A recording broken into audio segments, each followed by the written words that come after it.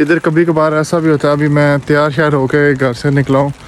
इस वक्त सुबह के 8:30 हुए हैं काम पे जाने के लिए। ट्रेन भी लेट हैं आज, बसेस भी लेट चली क्योंकि आज संडे भी है। संडे को ये लोग काम नहीं करते ना, मोस्टली मेजॉरिटी। हर आधे घंटे बाद एक आ रही है, वरना ऐसे हर 5-10 मिनट बाद एक आ रही होती है।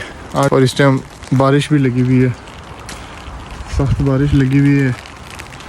और इस वजह से आज बस अब वापस घर जा रहा हूँ। पहले मैं स्टेशन पे गया था, अब घर जा रहा हूँ। फिर वो आधे घंटे बाद ट्रेन आएगी, फिर मैं वापस स्टेशन पे जाऊँगा। स्टेशन हर करीब ही है तो इतना बड़ा मसला नहीं है।